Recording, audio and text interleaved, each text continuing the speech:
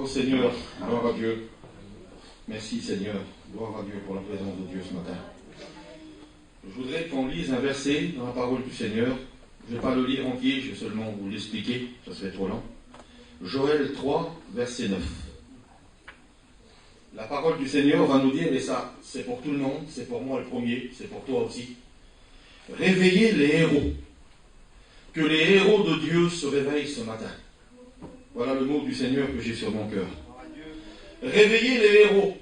Parce que lorsqu'on a Jésus dans notre cœur, et puis aujourd'hui, vous savez, pour faire passer quelqu'un des ténèbres à la lumière, je le dis souvent quand je prêche, je ne suis pas en train de travailler pour Dieu là. Pas du tout. Sur l'estrade ici, je ne suis pas en train de travailler pour Dieu. Je travaille pour Dieu lorsque je m'engage dehors.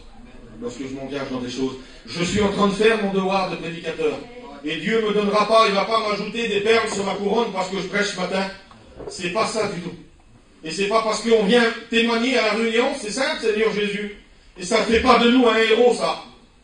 Mais nous sommes des héros parce que Jésus vit dans nos cœurs et parce que nous s'engageons dans les jours de Dieu. Vous savez, c'est bien d'avoir un coup de vaillantise dans nos cœurs et puis dire dans une été, on va ramasser les chaises et puis on va faire quelque chose dans une mission, on va s'engager et puis l'hiver, on ne fait plus rien. Ce que Dieu cherche, ce sont des personnes qui sont stables, des personnes qu'on peut compter sur eux, des gens qui s'engagent et puis qui gardent leur engagement, et puis le jour où cet homme va partir, où cette femme va partir, on va dire Seigneur Jésus, avant que Jésus le dise, on va dire elle n'était pas vaillante pour mettre les fleurs, elle n'était pas vaillante pour, dans les réunions, l'été n'était pas vaillante pour préparer le chapiteau, les frères n'étaient pas vaillants dans leur travail, ils ont fait ça toute leur vie, parce que Dieu compte sur des hommes et des femmes qui sont capables de garder leur engagement pour le Seigneur. Vous savez, le temps des problèmes, des difficultés, il nous faut un petit peu des fois reculer dans notre engagement. Vous savez ce que le diable, c'est pas de dire c'est pas bien ce que tu fais, parce qu'il sait très bien que quand on va travailler pour Dieu, c'est la plus belle chose du monde, alors le diable ne peut pas nous toucher dans le travail de Dieu, mais il peut nous dire il y a combien de temps que tu fais ça? Il y a combien de temps que tu es dans ce travail-là? Arrête un petit peu, il y en a des autres à côté de toi. C'est très facile dans ce piège-là de tomber. Réveillez les héros ce matin. Est-ce qu'aujourd'hui tu te vois comme ça? Pas du tout. Je ne me vois pas comme un héros du tout devant le Seigneur. Mais quel manque de discernement de ne pas se voir comme un héros devant Dieu. Vous savez, aujourd'hui, on est comme ça, nous, le peuple du voyage qu'on est nous là. On n'est pas des gens qui viennent sur l'estrade, même si on connaît plein de choses. On n'est pas là pour dire à tout le monde, voyez ce que je connais, moi, hein, je connais ça. On est souvent un peuple qui se diminue. On est souvent, Seigneur Jésus, j'écoute plein de fois les prédicateurs, les chrétiens. J'ai souvent écouté des hommes de Dieu terribles et puis dire, je suis rien, moi. Et c'est pour ça que le Seigneur continue à travailler avec nous. Alors, Seigneur Jésus, s'humilier à un tel point, descendre aussi bas, de dire, ben, Seigneur, moi, je ne suis plus rien du tout, tu ne parles même plus à moi, tu ne me bénis plus, Seigneur. J'ai tellement diminué dans ma vie. Le texte de la parole de Dieu que je voudrais que tu te rappelles ce matin, c'est qu'il faut que tu te réveilles. Il faut qu'il y ait un réveil dans nos cœurs. Ça arrive souvent de s'endormir. La façon de s'endormir, c'est justement de rien faire. Un petit peu croiser les mains, la Bible dit, et puis un petit peu se reposer, et puis la pauvreté nous surprend. Que les héros du Seigneur se réveillent ce matin. Parce que nous sommes, dès que nous venons sur la terre, nous commençons, quand on accepte Jésus, quand Jésus rentre dans nos cœurs, on commence à déclarer la guerre à Satan. Une guerre ne se fait pas en repos chez nous. Une guerre ne se fait pas contre le diable au bord d'une petite grillade avec des copains. Une guerre contre le diable ne se fait pas avec seulement du beau matériel et puis une belle place et puis tout ce qu'il faut avec la commodité à côté. Une guerre se fait dans le travail du Seigneur. Elle se fait dans le travail de Dieu, dans l'engagement, dans plein de problèmes des fois. Heureux, la Bible dit, serez-vous lorsqu'on vous persécutera à cause de mon nom. Ah oui, Seigneur, c'est pas possible. Que si je m'approche de toi, je viens à Dieu, je veux être un vrai chrétien. C'est pas possible, je suis persécuté. Ben oui. Il a dit, Seigneur, si tu veux me plaire, si tu veux me suivre, prends ta croix, puis suis-moi. Impossible, Seigneur Jésus. Quelle lourdeur à revenir même une croix. Seigneur, ça va être dur. Jésus a promis qu'il nous donnera la force de la porter. Béni soit le Seigneur. Je voudrais vous parler ce matin, est-ce que vous en avez, parce que j'ai fait ce message dans l'hiver, et puis avec la grâce du Seigneur, j'ai pu terminer ce message il n'y a pas longtemps, il y a à peu près 2 mois de ça, et puis je voudrais que vous le partagiez ce matin. Est-ce que vous avez dans vos vies, vous, Est-ce que vous avez des problèmes, des difficultés? C'est normal, tout le monde, ils en a. Vous savez, le diable, je le dis souvent, un ancien fumeur, il ne viendra pas le tenter avec autre chose qu'une cigarette. Il ne discerne pas dans nos cœurs, mais il est très facile à deviner le problème de la personne. Un ancien batailleur, il va souvent mettre des problèmes devant lui, il va mettre des gens qui vont toujours le chercher chicane toute sa vie. Vous comprenez ça? Quelqu'un qui était un ancien voleur, et bien dans son travail, le diable va toujours essayer de lui mettre des entraves pour de l'argent facile, pour dire des choses qui ne vont pas. Le diable est très, très intelligent. Et puis, il y a des personnes comme ça, on a écouté plusieurs fois ce thème de message. On a des fois des problèmes, des difficultés, des géants qui reviennent dans nos vies, et puis qui reviennent constamment nous faire la guerre. Et puis avec le temps, au début, on est assez fort pour les combattre, on est assez fort pour les gagner, on est assez fort pour être debout devant eux. Et puis le temps, parce que le diable, il n'est pas pressé. Le diable, il a le temps, il ne vieillit pas. Avec le temps, le diable, il sait comment faire. À l'usure, doucement. Il ne lui faut pas beaucoup, la Bible dit, une petite brèche, un petit mur fêlé dans une maison. Et lui, il en a assez. Et puis, je ne sais pas pour vous, mais il y a peut-être des personnes parmi nous qui, de temps en temps, leurs problèmes reviennent, leurs géants reviennent devant eux, et puis ils n'ont pas la force de combattre. Et des fois, on a perdu, si on pourrait compter, combien de fois on a gagné sur notre problème, sur notre géant, combien de fois on a gagné et combien de fois on a perdu. Est-ce que tu as toujours été plus victorieux, plus fort que lui? Est-ce que tu as toujours été toujours plus fort que lui? Ou est-ce que dans ta vie, de temps en temps, tu n'as pas perdu face à ce géant? Tu n'as pas plié les genoux devant lui en perdant, en disant j'ai tombé encore une fois. Et puis le Seigneur a toujours tendu la main pour te relever. Mais combien de fois il y a des problèmes, des géants qui nous font peur? Ben, c'est normal. C'est tout à fait normal d'avoir peur d'un géant. C'est immense, c'est grand. Et puis je voudrais vous parler, vous avez bien compris, je vais vous parler de Goliath ce matin, et je vais vous parler de 3 autres exemples dans la Bible que j'ai pris. Et puis après on priera le Seigneur. Et si tu peux comprendre ce matin la présence de Dieu, la parole de Dieu pour ta vie, tu vas remporter une victoire ce matin. Gloire à Dieu. Alors on va lire le premier verset. 1 Samuel 17, verset 32. C'est David qui parle, et puis il dit à Saül que personne ne se décourage à cause de ce Philistin. Ton serviteur ira se battre contre lui. Que personne ne se décourage. Combien de fois on s'est découragé devant notre géant, devant notre problème? Combien de fois on s'est découragé? Combien de fois on a plié les genoux? Combien de fois on a mis un genou à terre et on a dit j'ai encore une fois encore failli? J'ai encore une fois tombé dans ce problème, dans ce piège. Combien de fois? Et puis là, la Bible dit que l'armée d'Israël, lorsqu'elle partait en guerre, avant de rencontrer ce géant-là, lorsqu'Israël partait en guerre, la Bible dit qu'elle partait avec la joie dans son cœur. Elle partait combattre son ennemi, même s'il était 3 fois plus nombreux. La Bible dit que Israël mettait souvent devant l'armée des chanteurs. Elle mettait souvent devant l'armée des chanteurs pour qu'ils partent. Et puis c'était tout simple. Tellement que Dieu les aidait, tellement que Dieu les bénissait, il fallait seulement chanter des cantiques. Mais là, Israël, elle a tellement peur de ce géant, malgré qu'il est tout seul, parce qu'il y a une armée de Philistins avec lui, mais c'est surtout celui-là qui est en train de provoquer l'armée d'Israël. C'est lui qui les appelle pour se battre. Et puis Israël, une armée, l'armée de Dieu, elle a peur. Ça vous a pas arrivé d'avoir peur, vous? Vous n'avez pas peur aujourd'hui? Est-ce que vous n'avez pas peur dans le monde que l'on vit aujourd'hui, là? Je ne sais pas, mais vous êtes comme moi. N'importe qui, un enfant. Aujourd'hui, une personne, elle attrape un petit bouton sur le bras, là. On court à l'hôpital. Par la peur de cette maladie-là. Alors, est-ce que c'est pas ton géant, toi, la peur? Est-ce que tu n'as pas peur de ce problème toujours et que tu vis tellement dans la crainte que ça t'empêche d'avancer vers Dieu? Ça t'empêche de combattre l'ennemi. Aujourd'hui, est-ce que peut-être tu ne serais pas un de ces hommes ou de ces femmes qui ont pris leurs armes et puis qui les ont mis? Ils les ont toujours. Ils ont toujours leurs armes, toujours, il n'y a pas de problème. Mais ils sont mis dans un coin. Il y a longtemps qu'ils n'ont pas servi. Vous savez, Dieu nous donne le bouclier pour se protéger des attaques du diable. Mais il nous a aussi donné l'épée de sa parole pour commencer aussi à nous le frapper avec. Nous aussi, on doit combattre contre le diable. Nous aussi, on doit aussi attaquer le diable. Et attaquer le diable, c'est essayer de sortir des armes de l'enfer, c'est essayer de rapprocher nos enfants dans l'œuvre de Dieu, de s'engager dans l'œuvre de Dieu. C'est ça, frapper le diable. Il y a combien de temps que tu l'as pas fait? Il y a combien de temps que tu n'as pas eu la force de venir devant ton géant, de venir devant ton problème en disant moi j'ai Jésus dans ma vie, et puis je vais commencer à combattre? Il y a combien de temps? Une vie de combat, aujourd'hui c'est compliqué, Seigneur Jésus. Le temps nous prend tellement aujourd'hui, la vie que l'on mène aujourd'hui nous prend tellement de temps. Elle nous prend tellement de temps. Et le diable voudrait nous prendre toutes nos journées. Vous savez, un jour, un frère, il est venu chez moi, puis il a dit, Cali, je ne sais plus comment faire.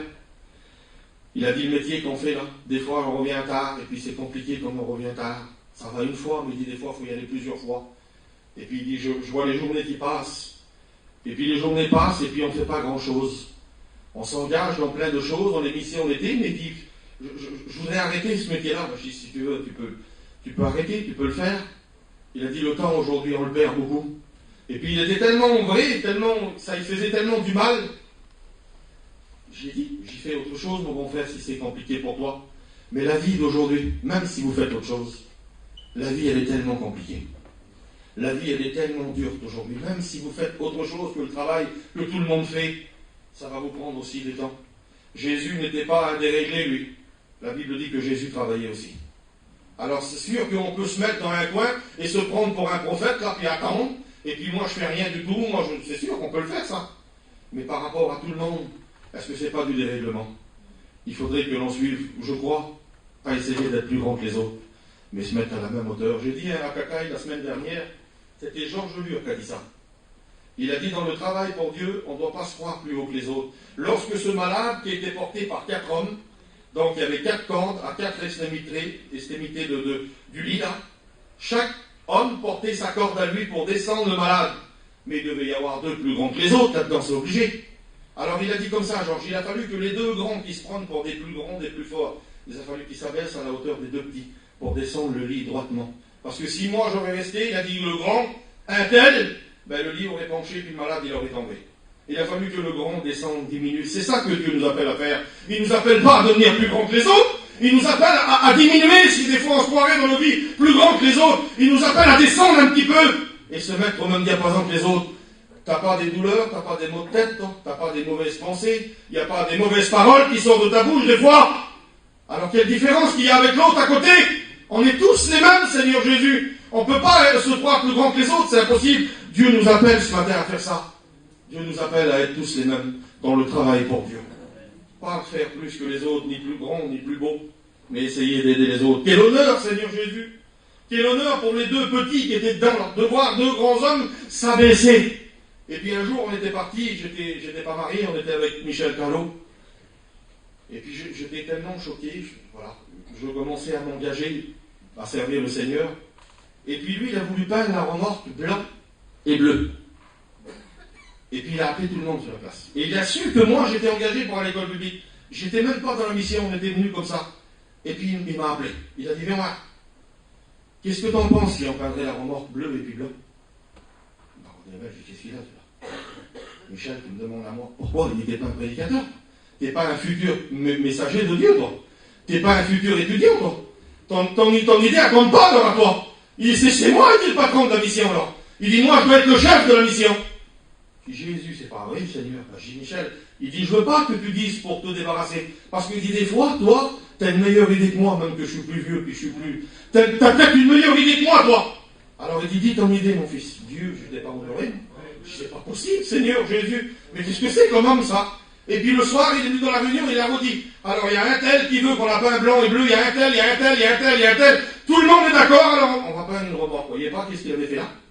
Et puis moi, je sais pas possible, Seigneur Jésus. Diminuer les autres, Dieu n'en veut pas de ça. Jésus il a prouvé l'exemple, lui. Jésus l'a venu, puis il a mis vers les disciples, il a dit, il faut que je vous lave les pieds. Il aurait pu dire, Seigneur Jésus, ça aurait été facile que les 12 avec lui, là. Il lave les pieds à Jésus. Il aurait, même s'il aurait voulu, il n'aurait même pas marché par terre, on l'aurait porté. Jésus, il a dit, non, c'est à moi de vous laver les pieds. C'est à moi, c'est à moi. Jésus lui-même s'humiliant devant un homme pour nous nettoyer les pieds. Oui, Jésus, c'est ça, c'est ce qu'il veut. Il ne veut pas qu'on est sur un piédestal, mais il veut que si on se croit trop grand, la Bible dit, celui qui s'élève sera abaissé. Celui qui s'abaisse sera relevé. Dieu Tout-Puissant, comment c'est l'inverse de la pensée de l'homme, la Bible. Mais c'est comme ça, merci Seigneur Jésus. Merci Seigneur. La Bible dit que, je voudrais vous parler des géants ce matin, je ne veux pas être lent. Le géant traduit dans l'Ancien Testament, il avait plusieurs mots, j'en ai pris juste 2 moi. Il s'appelait les Hémim, ou alors on les appelait les Hémim, ou les Nephil. Ça veut dire grandeur et force. Et puis la Bible dit que les espions de Moïse, quand ils avaient vu ces géants-là, La Bible dit que eux, ils avaient l'impression d'être des sauterelles à côté d'eux. Donc des insectes. Ils se voyaient tellement petits devant les géants là, que pour eux, c'était des insectes, c'était rien du tout. Quelle erreur, baron des tout-puissant. Des fois, on dit devant le diable, on n'est pas assez fort. On n'est pas assez fort. Et puis je le dis souvent, c'est Payan qui nous a appris ça à l'école biblique. Il a dit, vous n'êtes pas assez fort devant le diable. Mais vous avez l'autorité de la parole devant le diable. Il a dit un grand poids lourd de 39 tonnes. Vous avez vu le petit gendarme, il a dit, il n'a pas la force de le faire arrêter, il fait 39 tonnes. Mais il dit, il a l'autorité de la loi avec lui. Et avec l'autorité, il dit, fait juste signe à la main, le poids lourd de 39 tonnes, il s'arrête. Alors ne vous voyez pas comme des insectes devant le diable. Ne vous voyez pas comme rien du tout devant le diable, je vous en supplie. Vous êtes des enfants de Dieu. Vous êtes des héros, la Bible dit.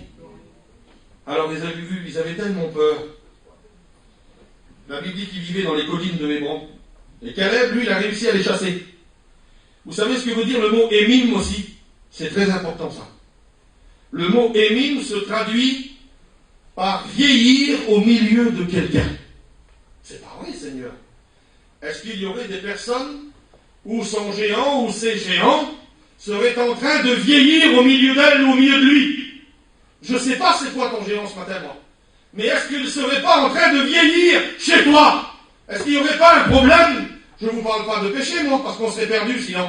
Mais je vous parle d'un problème, une difficulté que vous avez, qui vous empêche des fois d'avancer, de devenir meilleur, ou de mauvaises pensées qui vous empêcheraient de vous épanouir dans la gloire de Dieu, dans le travail de Dieu.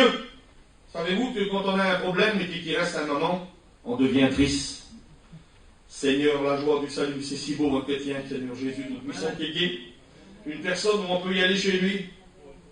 Vous savez, il y a quelque temps de ça, et puis je l'ai remarqué sur la place où on est là. J'ai remarqué ça où c'est qu'on est. Et puis j'ai regardé, j'étais sur une place, il venait tellement de personnes par nous là, il venait tellement de jeunes, tellement de personnes, il n'y avait plus d'arbres en dessous le soir. Il n'y avait pas comment c'est en dessous là. Et je dis sur un, je dis Sonny, regarde où il n'y a plus d'arbres. C'est autour de la table. Parce qu'on aime bien partager. On aime bien recevoir des gens. On est des chrétiens. Un chrétien, c'est pas celui qui s'isole dans un coin. Il n'est pas inaccessible, un chrétien. Il est ouvert, un chrétien. Il n'y a pas plus beau au monde qu'un foyer qui est ouvert. Et puis ça a été souvent, vous avez gagné des inconvertis comment vous, les prédicateurs? Vous avez pas fait une petite invitation, des fois, un petit truc comme ça, et puis ils sont venus chez vous, et puis après ils se sont plus gênés de ne pas venir à la réunion. C'est bien comme ça. Ils se sont plus gênés parce que vous les avez invités, vous avez fait un petit truc là, et puis après vous les avez à la réunion, puis ils ont honte de dire non, ils viennent à la réunion, et puis le message de Dieu, il ouvre leur cœur et il bénit leur vie. Est-ce que c'est pas comme ça? Jésus-Christ lui-même, sur le bord de la mer, la Bible dit qu'il avait préparé des poissons pour les disciples. Seigneur, merci, Barodével, pour un foyer qui est ouvert, pas un foyer fermé, par quelle tristesse, Seigneur Jésus. On ne doit pas être des chrétiens tristes, la Bible nous appelle des héros. Béni soit Dieu, le héros c'est celui vers qui on va aller se pencher, le héros c'est celui vers qui on va aller demander conseil, le héros c'est celui vers qui on va aller parler de notre vie, de s'ouvrir, et puis on va dire, cet homme-là, ou cette femme-là, j'ai confiance, je peux lui parler, je peux lui dire des choses. Et puis, c'est vrai, Seigneur Jésus, on va souvent vers les mêmes. C'est vrai qu'on va souvent vers les mêmes. Seigneur, c'est peut-être pas comme ça qu'il faut faire. Peut-être, sûrement, allez vers n'importe quel prédicateur. Choisissez pas celui qui est le plus grand à vos yeux. C'est bien souvent celui-là le plus petit. Choisissez pas celui qui parle plus fort, ou je ne sais pas qu'est-ce qu'il a de plus, voilà. Vous savez, pour prier pour un malade, l'autre jour, j'ai eu tellement qu'on avait roulé pendant un hiver, j'avais été souvent une fois à l'étranger, j'avais attrapé de l'arthrose dans l'épaule. Et c'était, je ne peux pas vous dire ce que c'était pour moi. Et puis j'avais parti avec Johnny quelques fois, et j'avais lui, il a pareil. Et je le voyais sur des stations, sur les autoroutes là, il arrêtait sur le côté, puis il pleurait pour moi. Il a déjà vu faire ça. Tellement qu'il avait mal, il en pleurait.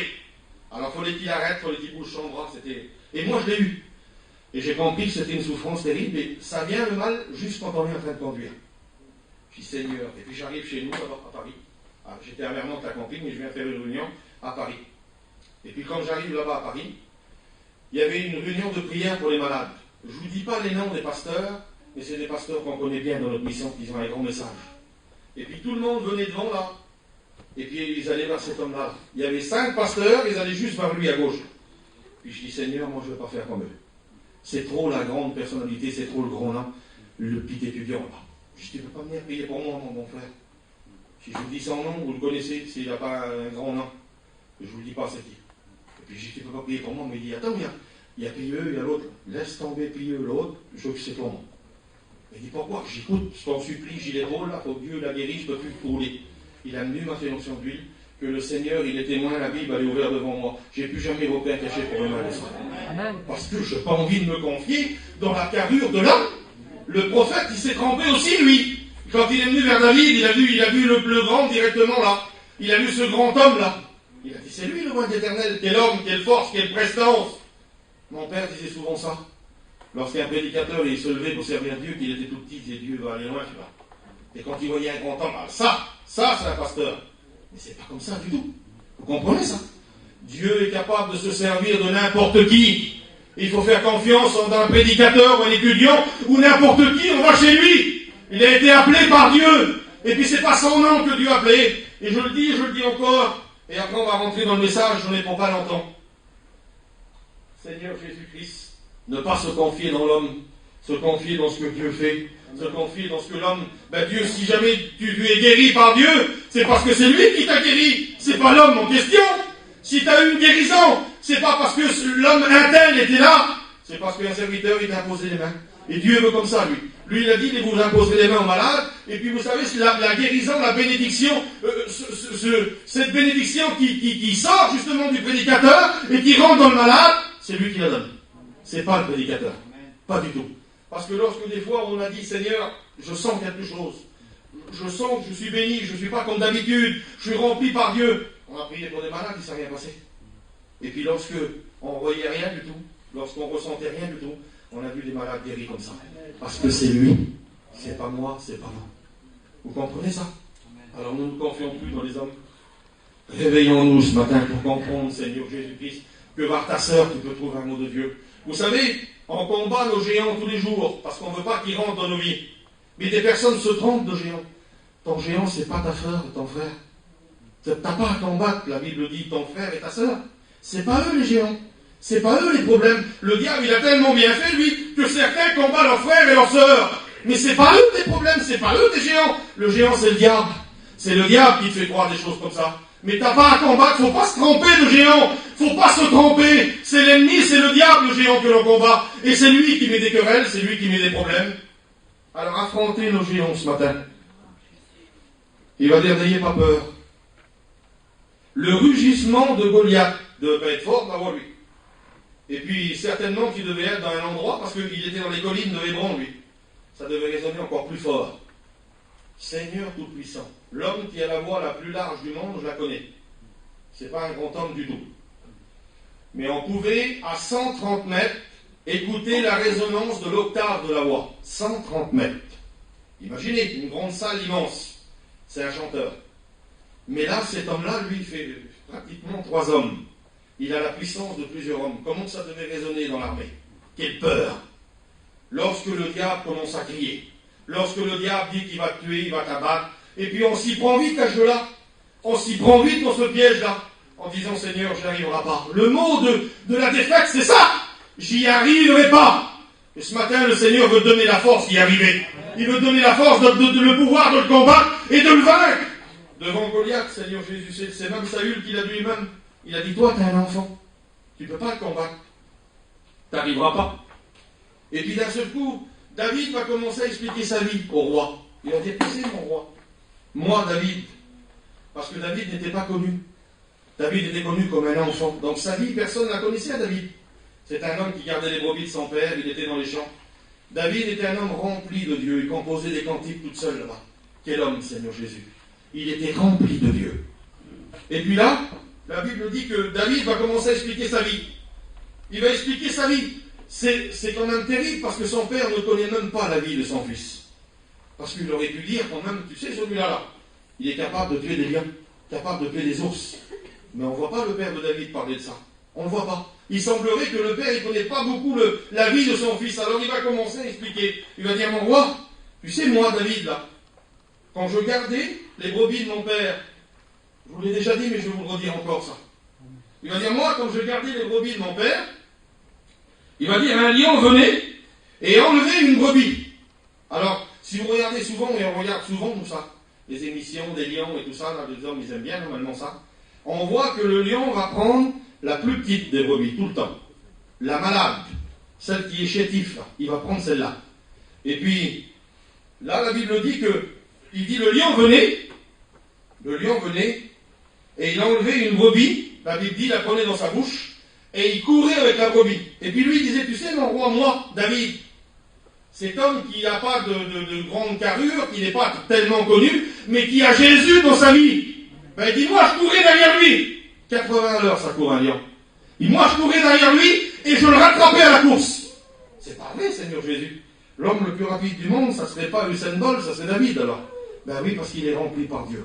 Il est rempli de la présence de Dieu. 80 à l'heure, il rattrape la brebis à la course. Il dit, attends, je l'attrapais, moi, il dit. Je la rattrapais, j'enlevais la brebis de sa gueule. Ah oui. Mais comment tu faisais, David, Seigneur Jésus, comment tu faisais? 330 kilos de pression dans la mâchoire d'un lion. Il dit, moi, je prenais sa bouche, je la rouvrais, et puis j'enlevais la brebis de sa gueule. C'est pas vrai, David. Qu'un homme rempli de Dieu, il peut avoir cette force-là.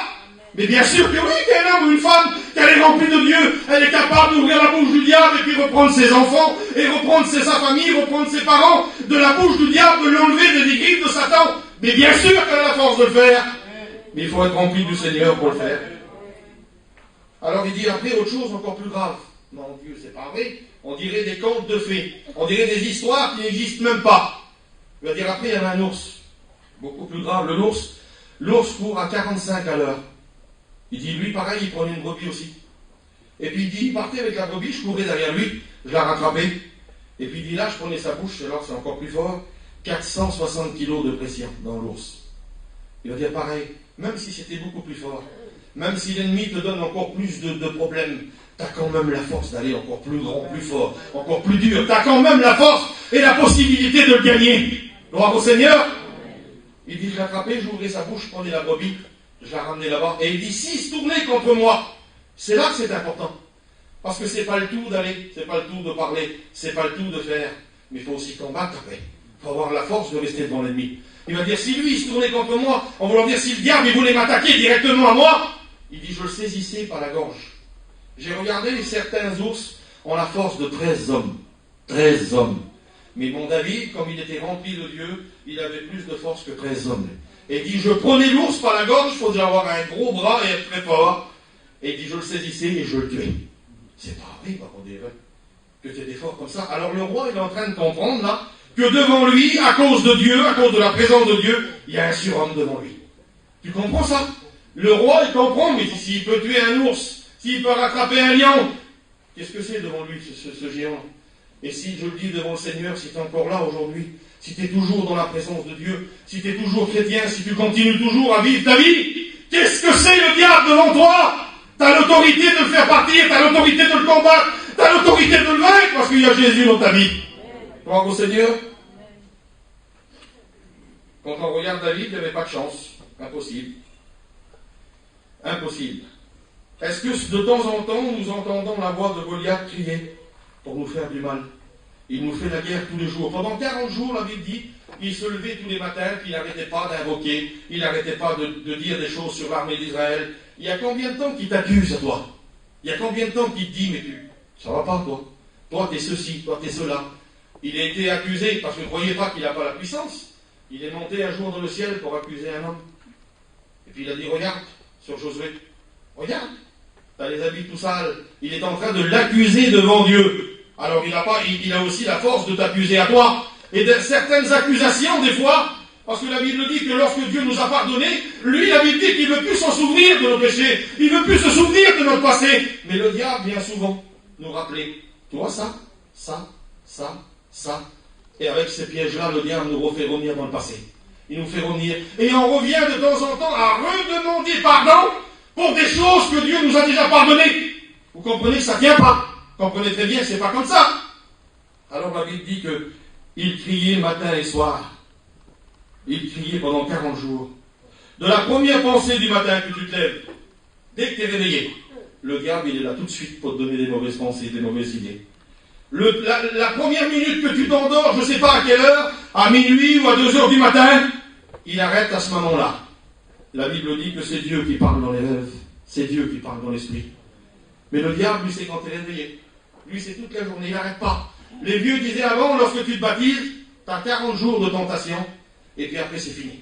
Et puis on en connaît, vous en connaissez aussi, vous, plein, j'en connais dans ma famille, moi. Pendant 40 jours, il est resté dans la petite campagne, un jeune. Il ne voulait plus bouger. La Bible, vous voulez plus prier. Il mangeait, ils ont fermé la porte. 40 jours terminés. Il croyait que c'était fini, lui. Les problèmes, ils ont commencé là pour lui. Et il a dit, c'est encore plus dur. Et c'est normal, c'est toute ta vie que le diable, il va te combattre. Et c'est très facile de lâcher les armes, de dire, je l'ai fait 20 ans, je l'ai fait 15 ans, je l'ai fait 30 ans. Aujourd'hui, j'ai plus de force, Seigneur. J'ai plus de force. Combien de personnes que j'ai écoutées dire ça? J'ai plus de force. Alors aujourd'hui, tu es dans la réunion, tu es dans le culte, là, tu es là assis, et t'attends. T'attends. Tu es toujours en train d'attendre. T'attends qu'il y ait quelque chose qui se passe. Combien de temps tu vas attendre comme ça? Jésus, ce matin, te demande d'aller dans le coin où tu as tout placé, là, et il te demande d'aller reprendre tes armes. Il ne te demande pas d'attendre. Vous savez, lorsque la Bible nous parle, on doit réagir à la parole de Dieu. On doit dire, Seigneur, la parole de Dieu ne doit pas nous choquer. Elle ne doit pas nous étonner en disant qu'il a affaire. Donc c'est qu'il a trouvé ça. Mais elle doit nous toucher notre cœur. Et elle doit nous donner à prendre des nouvelles décisions, la parole de Dieu. Israël, la Bible dit, elle partait, je vous l'ai dit. Partait dans la joie pour combattre. Mais là, elle avait tellement peur. Alors, est-ce que c'est ça une vie chrétienne?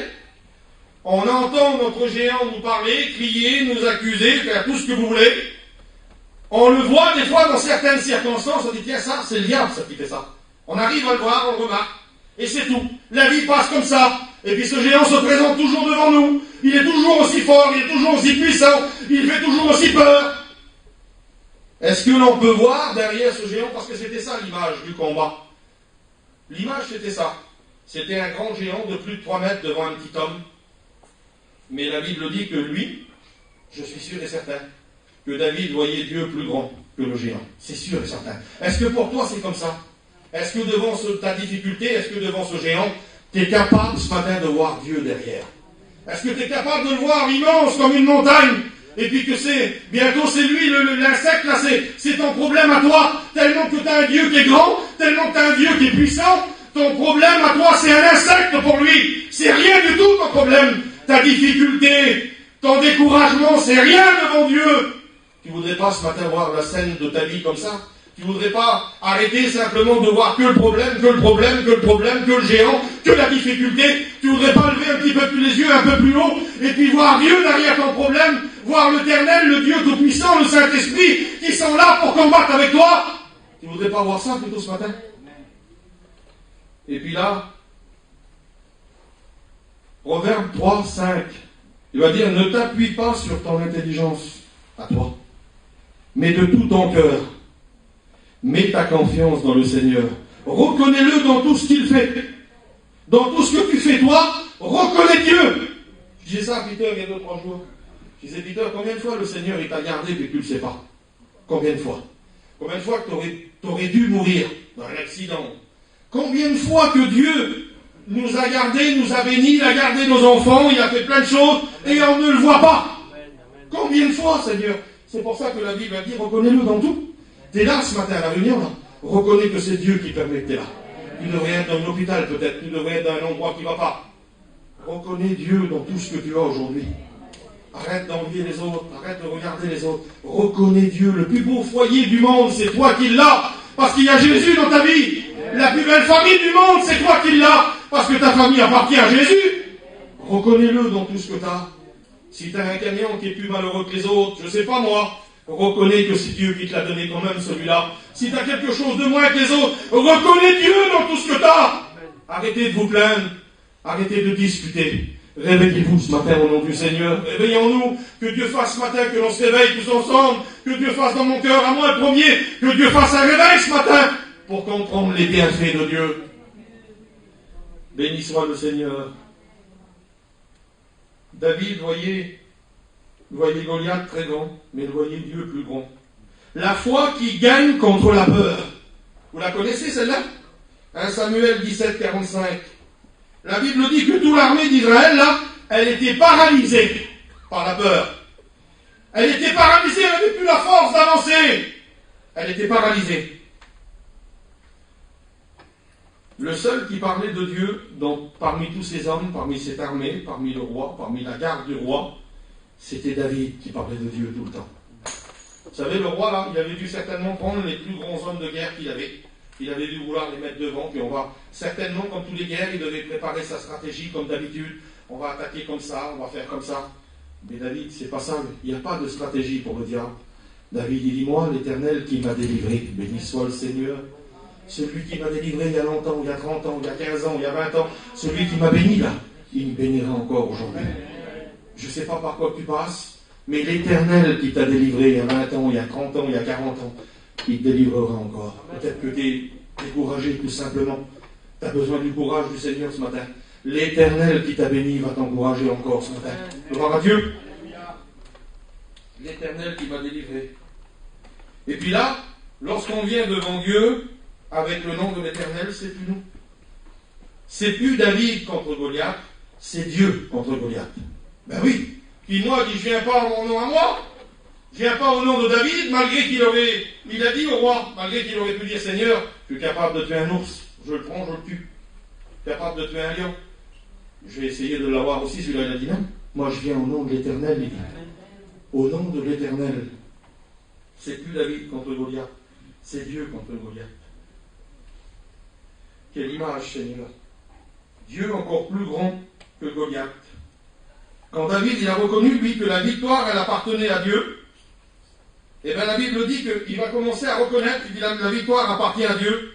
Et puis là, la Bible dit que Goliath va se mettre en marche. Il va commencer à marcher. Quel bruit avec son armure. Quel homme important, David, le diable, quelle peur qu'il fait. Et puis la Bible dit que David doit faire quelque chose. David, il aurait pu reculer. Il dit, Seigneur, il est petit, l'homme, il va me tuer. La Bible dit que David court encore plus vite que lui. Parce que la Bible ne nous appelle pas à marcher. Elle ne dit pas ça, la Bible. La Bible ne nous dit pas du faire de surplace. La parole de Dieu nous dit, vous courriez bien. Qui vous arrêtez? Il ne faut pas s'arrêter de courir. Avec Dieu, la vie qu'il nous donne sur la terre, c'est pas marcher. Malgré que c'est bien, Seigneur, marcher. On marche vers la perfection, on va vers Dieu, mais c'est pas tout marcher. Dieu nous demande à courir. Dieu nous demande de faire des efforts. Vous avez déjà couru? Ben oui, vous avez déjà couru. Comment c'est difficile, Seigneur, comment on transpire? C'est dur, on a des points de côté. Dieu ne nous demande pas à marcher. Il nous demande à courir ce matin. Ça fait combien de temps que tu t'es arrêté de courir? Ça fait combien de temps que tu n'as plus la force de courir? Pour Dieu, David, la Bible dit qu'il va commencer à courir encore plus vite devant le géant. Dieu, ça devait être impressionnant de voir David courir aussi vite. Puis certainement que le géant, il a dû avoir un petit moment de réflexion. Un homme comme ça qui n'a pas peur. Vous savez, la Bible dit, pour faire fuir le diable, qu'est-ce qu'il faut faire? Il faut résister. Il faut résister d'une foi ferme, la Bible dit. Et il fuira loin de vous. C'est pas celui qui place ses affaires dans le coin et puis qui attend de temps en temps. On attend. Mais vous attendez quoi ce matin? Qu'est-ce que vous attendez qui va se passer? La Bible dit, lèvez-vous. Reprenez vos armes dans les mains. Lèvez-vous, la Bible dit qu'il faut se lever ce matin. Il faut reprendre la force que l'on avait avant. Dieu est capable de la redistribuer ce matin. Et puis la Bible dit que David va commencer à courir. Est-ce que ce matin on est capable? J'ai pris quelques petits exemples et après on arrête, on va prier le Seigneur. J'ai mis des noms à certains géants et puis tu peux mettre le nom du tien. Est-ce qu'on peut ce matin, parce que ça c'est ce qui touche un peu la plupart de nos foyers, de nos vies en ce moment, de nos familles. Vous n'avez pas vu combien de divorces il y a en ce moment? Il n'y a que ça. On est dans un endroit de la France et on dit, maman, il y en a un ou deux, c'est pas grave. Mais dans toute la France, c'est des centaines et des milliers. Le diable est en train de faire un travail terrible au milieu des foyers pour les divorces. Est-ce qu'on serait capable avec Dieu? Oui, Seigneur Jésus. Est-ce qu'on est capable de venir devant ce géant du divorce là? De courir vers lui et lui dire, tu n'entreras pas dans ma maison.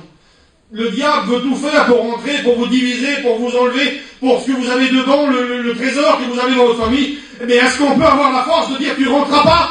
Tu ne rentreras pas chez moi. Parce que chez moi, il y a la vie de Dieu, il y a Jésus dans mon cœur, et tu ne rentreras pas chez moi.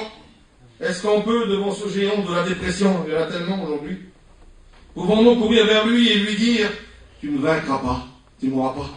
Je passe dans plein de problèmes, dans la maladie, dans la difficulté, mais tu ne vaincras pas.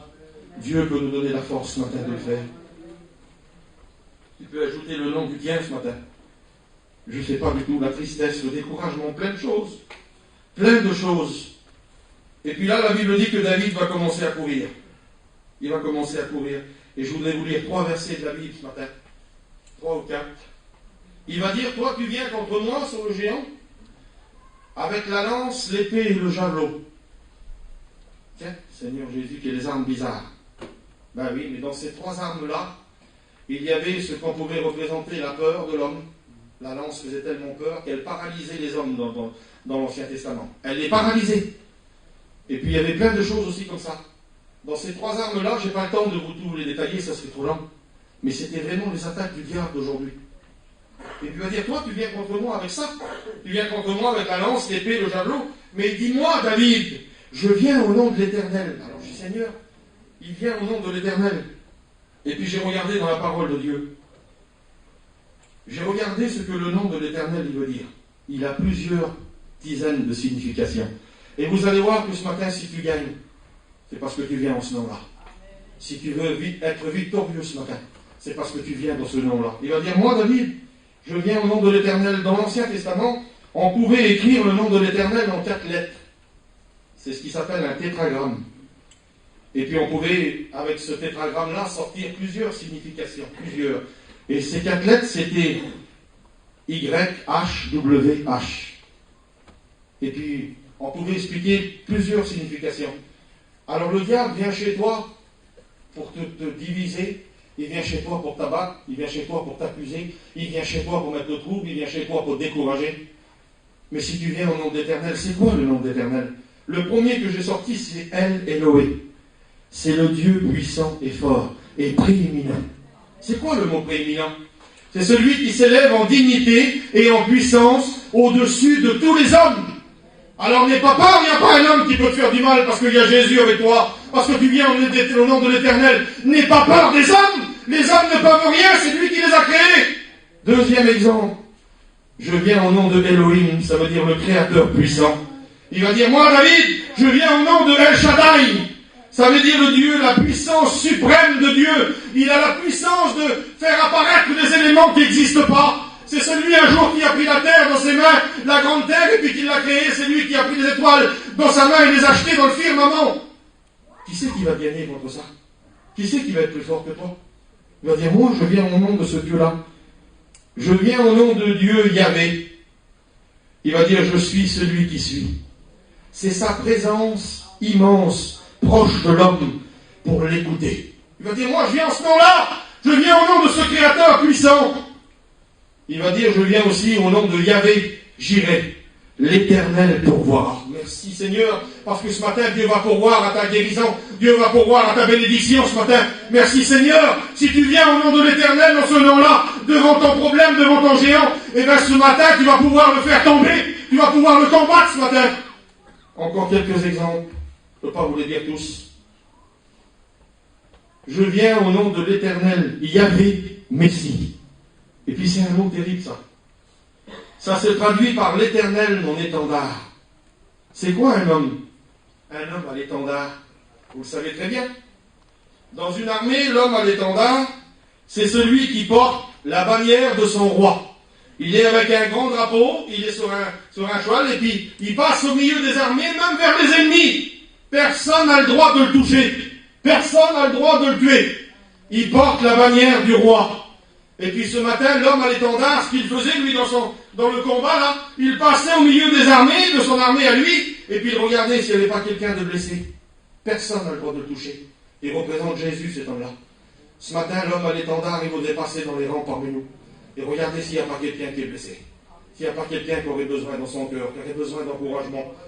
Personne n'a le droit de le toucher, personne ne peut le gagner, c'est lui le plus fort. Et puis il passait, et lorsqu'il voyait quelqu'un de blessé, eh bien l'histoire nous dit qu'il le mettait sur sa monture à lui, et puis il allait le soigner. Tu ne voudrais pas qu'il passe dans ton rang ce matin? Tu ne voudrais pas qu'il vienne te monter sur sa monture à lui? Tu ne voudrais pas ce matin que Dieu il te prenne dans ses bras, spirituellement ce matin? Tu ne voudrais pas qu'il touche ton cœur, et qu'il te fasse ressentir qu'il est là avec toi ce matin? Parce qu'il y a des jours de prière, on dit, Seigneur, ma prière ne passe pas le toit, je le dis souvent. Mais pourquoi tu veux qu'elle passe le toit? Il est dans ton cœur, Jésus, il est dans ta vie. Il n'y a pas besoin que ta prière passe le toit. Il est au milieu de nous ce matin. Tu n'as pas besoin de crier au secours. Rouvre ton cœur ce matin. L'homme à l'étendard, il est là au nom du Seigneur, par le nom du Saint-Esprit ce matin, comprends, qui passe dans les rangs. Et puis la Bible dit qu'il porte la bannière de son Père. C'est Jésus, ça. Jésus est venu avec sa parole sur la terre.